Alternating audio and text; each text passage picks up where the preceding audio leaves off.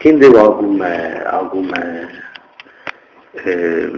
desenvolvimento a esta zona foram os romanos, que aqui estabeleceram aquilo que eles chamavam o seu campus majore, né?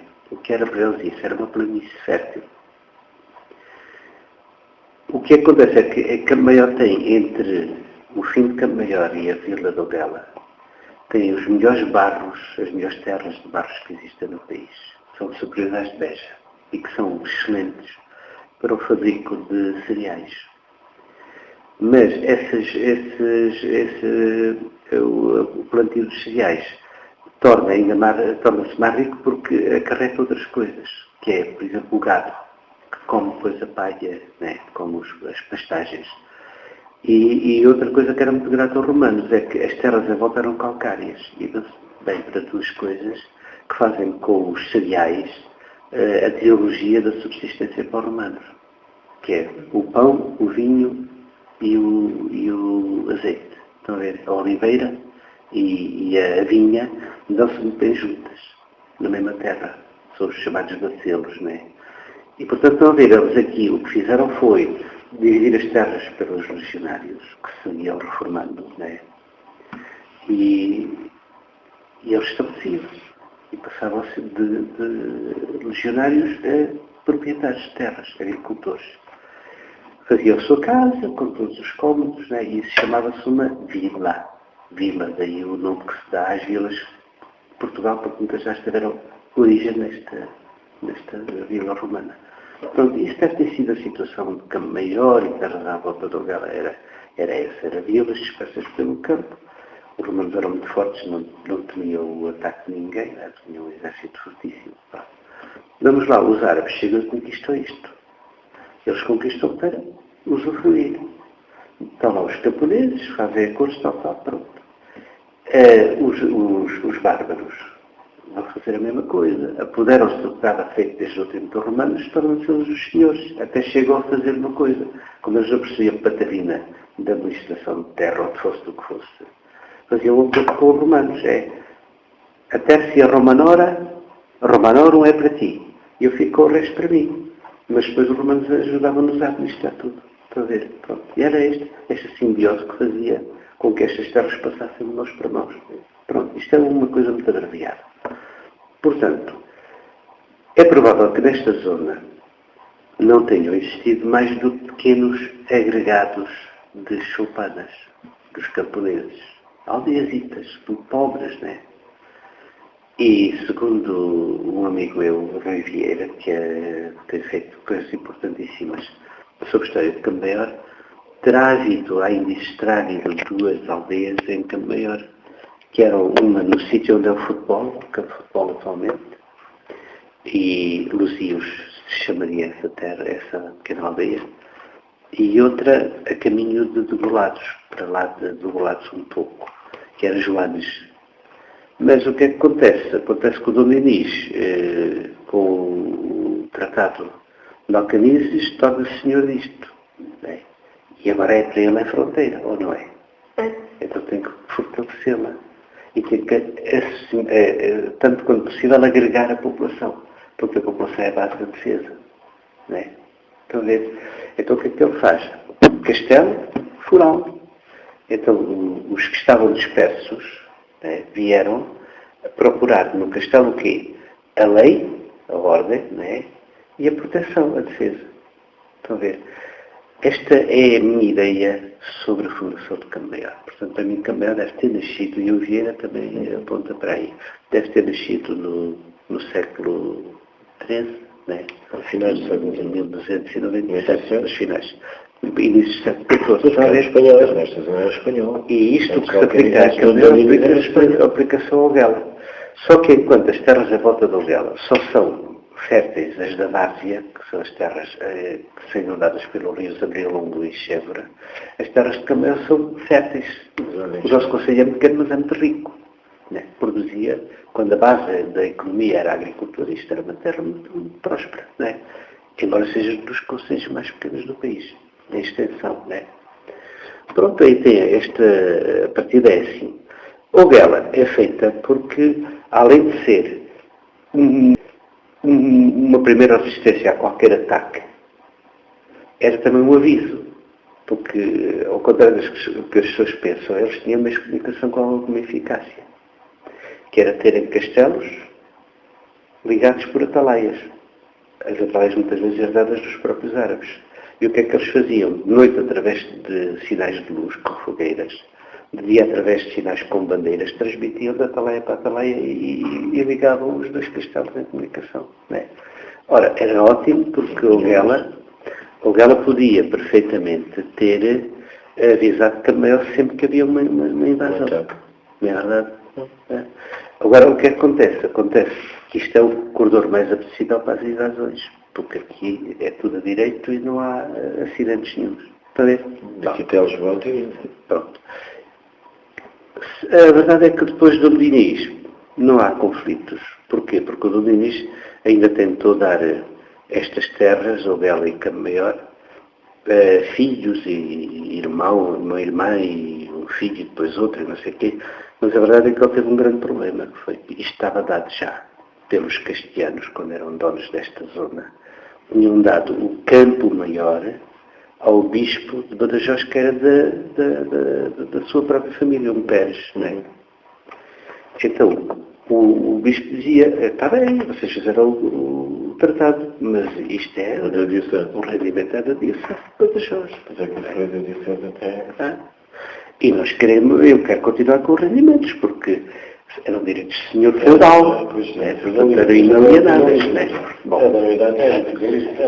pois, agora repare, sendo assim, o que é que o Dom Diniz faz para não ter problemas, que ele queria não ter chatice aqui na fronteira, disse, bom, pagou as terras à irmã, depois pagou-as ao filho, e a verdade é que acabou por ficar com esta questão. Estão a ver?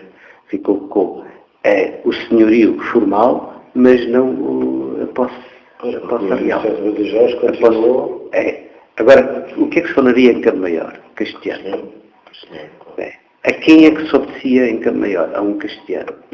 E esta situação vai se arrastar durante todo o século XIV. Por isso é que vocês só têm mais influência espanhola que outra. Agora reparem, no século XIV dá-se um conflito, que é o rei de Espanha quer ser rei de Portugal. E o povo português não quer. E forma o tal rei que o povo diz que ele criou, que é o Dom João I. Qual foi a última terra que Dom João I dominou em Portugal? Olivença e antes dela, Campo Maior. Eram terras que estavam tão espanholadas, né, que não quiseram aceitar o domínio português. Campo Maior é muito espanhol. A noite, as planadas, as festas dos pessoas, até a música, as saias. Ou seja, Campo Maior e Alguela só se tornam praticamente portuguesas depois do Dom João I, quando ele veio cá pessoalmente, conquistou isto pela força das armas e disse aos espanhóis que cá mandavam, agora acabou, nem disto nem nada, não tem independência nenhuma. Agora isto passa a ser português governado por portugueses, está a ver? E até a partir daí é que aquilo que era formalmente português se torna realmente português. Quer dizer, a população só passou a integrar a Portugalidade a partir daí, está a ver? Portanto, Campo Maior é das terras mais recentes do território nacional, não é? Está a ver? Agora, não sei o que é que em concreto queriam, não é? Na Cruz do Galinho. Bom, a partir de Dom João I há uma paz bastante extensa, não é? Mas a certa altura deu-se uma inversão de fatores. Agora é a certa altura um rei de Portugal chamado Afonso IV, que se lhe mete na cabeça tornar-se também rei de Espanha. Porquê? Porque uma sobrinha dele, chamada Beltraneja, era a única sucessora, digamos, direta do rei de Espanha. Só que em Espanha dizia-se, em Espanha não, em Castela dizia-se que ela não era filha dele, era filha de um amante da rainha, que era irmã de Afonso V. Né? E então, o que é que acontece? Acontece que o Dom Afonso IV, devido a isso, vai defender a sobrinha, chega mesmo a casar com ela para garantir mais direitos. Os castelhanos não aceitam de maneira nenhuma a Beltraneja e preferem que a irmã do rei se torne Isabel I, né? Que era casada com Fernando de Aragão, se torne ela a rainha de Castela. Da união dos dois resulta a formação da Espanha. fez reunificar a Espanha. Espanha é um país mais recente que Portugal. Pode explicar-nos a lenda da Cruz do Galindo? A lenda da Cruz do Galindo nasce neste contexto. É a guerra entre Afonso IV e os castelhanos por causa do sucessão ao trono de Castela. E então acontece que há uma primeira tentativa de invasão que se dá nesta zona e os castelhanos conseguem tomar Ogela. Só que Dom João II, filho de Afonso IV, o príncipe perfeito, porque era ele já efetivamente quem governava o pai, era menos acisado do que ele. O Dom João II estava onde permanecia muito tempo, em Montemoro Novo, soube disso e mandou imediatamente o exército acudir a Ogela, porque ele sabia que a seguir ao Ogela ia Campo Maior e, portanto, eles entravam por aqui fora. Não Afonso IV, é Afonso V. Afonso V, tenho estado a confundir, desculpem lá. Pois é Afonso V, o africano, não é? Bom, e então é o filho de Dom Dinis. É o filho de Dom Dinis, pai de Dom Pedro. Pronto. O Dom Afonso IV é ele precisamente que mais fortalece os castelos de Campo Maior e de Ogela por uma razão. É que um irmão bastardo quis disputar o trono e esse irmão bastardo era o senhor de Albuquerque. Né? E então atacava frequentemente esta zona. Pois é. Bom, estamos no Afonso V, que é esse. O que é que acontece com o Dom Afonso V africano? Está lá em Castela em luta com eles e o Dom João II está aqui em Portugal, junto à fronteira, aqui em Montemor, e vem defender Ogela. Os castelhanos, que eram poucos, os que tinham atacado Ogela, aquilo foi uma incursão, resolveram sair imediatamente do castelo e ir-se embora. Só que na noite encontraram-se portugueses e espanhóis, não é? E encontra-se então o famoso Galindo, né, com o Silva, o chefe de castelhano de Albuquerque e o chefe português que era um dos aios de Dom João II, do futuro Dom João II, do príncipe de Dom João. E então, no meio da noite, desafiam-se para duelo, combatem, né? E daí resulta que um morreu logo umas horas depois e o outro foi morrer 28 dias depois, já lá na sua terra de Albuquerque, né? Pronto. O Galindo. É o que morre logo, eu não diz a vez. O Fernando Galindo morre logo e o João Silva 28 dias depois. 28 dias depois, é assim, pronto. Pronto, essa é uma primeira abordagem à questão. É um facto de guerra, né? De guerra não, de duelo militar, né? Os duelos eram frequentes. Mas é como o professor disse, é interessante por ser um episódio tipicamente medieval. É medieval, isto é o declínio da Idade Média. A Idade Média o filme está-se a acabar, o da Idade Média, não é? Os portugueses estão já lançaram os ensaios da Idade Moderna, com os descobrimentos, não é? Mas eles ainda continuam com aquela mentalidade. Os traços medievais. Portanto, é um dos episódios desse declínio já do feudalismo. Qual o papel de Ogela no quadro político-militar no século XV?